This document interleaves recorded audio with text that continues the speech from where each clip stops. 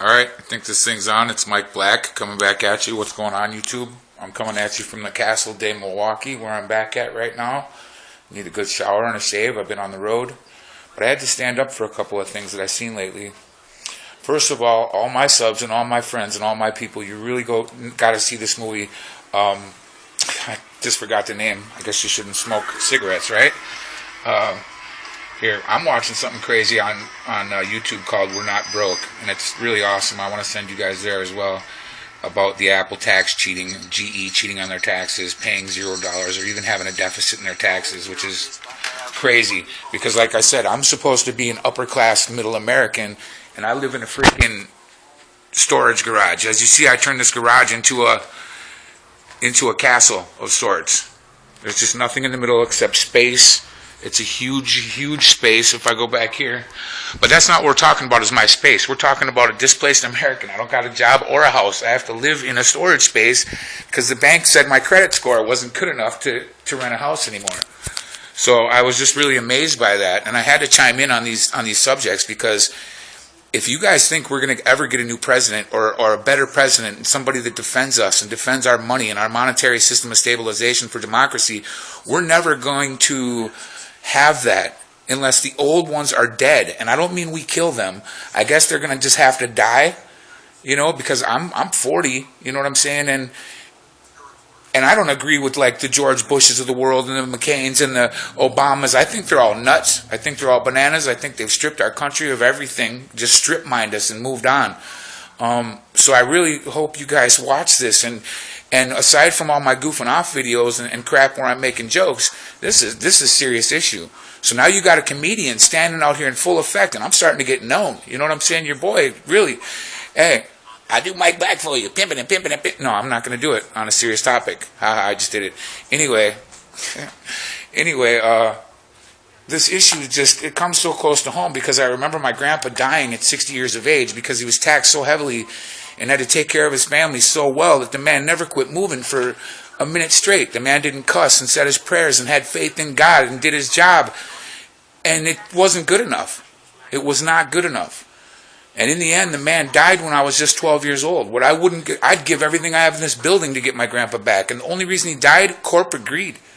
I know that's what killed him. That's all he would bitch about every day, was his problems in life and his bills and his financial plan.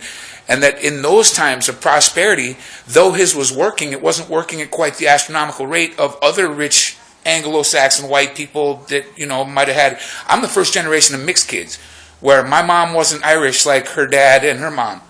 I'm the first Irish kid that would get mixed.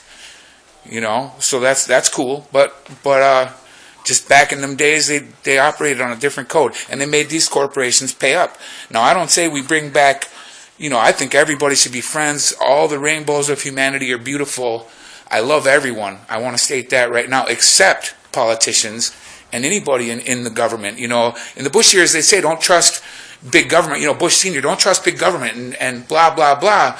But really, the government is the one that we have to make be accountable to get these tax monies back from GE, from Sprint, from Google, that owe trillions of dollars in repatriation and taxation. And through that would help us get legislation back in the states and the center of our government in Washington, D.C. It would get them to repatriate these monies and strip mine them and put a hold on that they couldn't take it back out of the country, and they couldn't use it for bonuses. They'd have to use it for jobs creation like they tried to do the first time, except they'd have to enable clauses of that same law. Hey, you can't take it out, you can't pay it to yourself in any bonus over $500 million, which I'm sure they just pay it to themselves 10 times a year to get away with it anyway, because they're just the crookedest folks ever. I don't know, you guys. It's up to you guys. Let me know what you think. I say we lynch them all. Whatever. I'm old. I'm going to die pretty soon. I really don't care. That's why I had to just publicly step out. I've been on YouTube for years. And it's the grounds for most of my success right now, currently, in speaking engagements and doing comedy and impersonations, voiceover acting and recording. I owe it all to the success of modern media, and not so much YouTube, because I was doing videos before that. But to say that you guys have never seen me come out on a political topic ever. I'm goofing off. I'm scratching my my nuts, I'm whatever. It doesn't matter. Sorry. Hey, you guys see me doing some crazy stuff, jumping off cliffs, whatever. But in this instance, I got to come out and join with other brave Americans. Not like I'm as cool as Woody Harrelson or Chuck Norris or none of them people, but when I see them people freaking out, and they got big money, and they're stars, and they have a voice, and they're telling me, be afraid, be concerned, ask questions, ask that question why. And they're right, I've been trying to just get my money like everyone else and stack a couple dollars together so I could breathe for 1 minute. And that's exactly the position they want you in.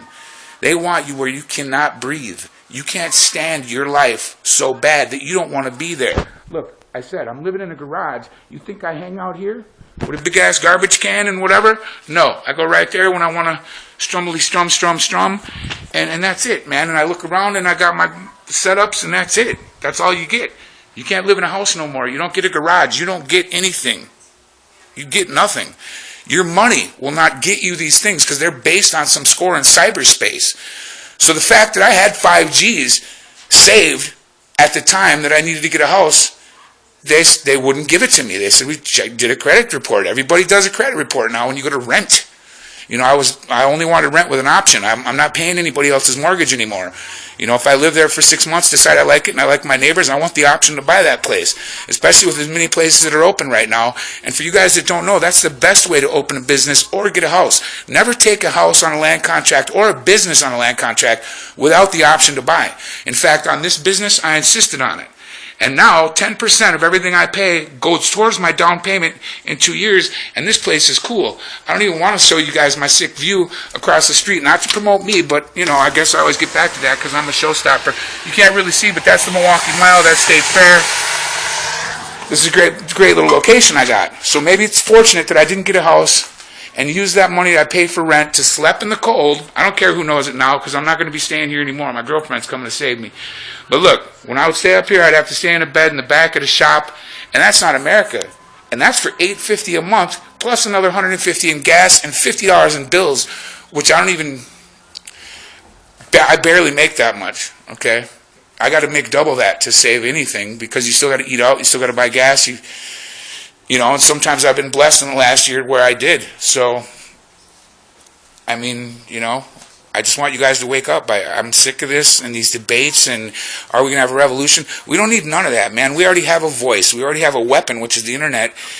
And that's what they don't want the rest of us to know, so that we don't organize through that tool and that medium. In the end, it's all about the United States, you guys. I love my country, and I want my kids to have a way better place than this. What, are you going to hang animal hides on the side of a building and live in freezing freaking cold with dressers that ain't got no backs on them? Come on, dude. This ain't a house. I like it, and I'll be happy to turn it into a business. But if a guy like me, and I'm going on the road, and I'm doing tours, and I get Social Security, by the way, I got run over, man. I got injured really bad. And I don't care who knows that, okay? If that changes your opinion, I really don't care. I would love to have any kind of good job that I could do, which for me is probably speaking or comedy, and get paid enough to do that. And that's really my goal. I want to work enough, long enough, and hard enough to earn my own money. I don't need Social Security anymore. But I don't have an alternative. I don't know that I don't need it. I know that I need continued medical care, so maybe that's why you do need it, to pay for those offset bills that are in the thousands already. My first hospital bill was $250,000. I was 27 years old at the time. So, the beat goes on, you guys. Just be brave, have courage, and work.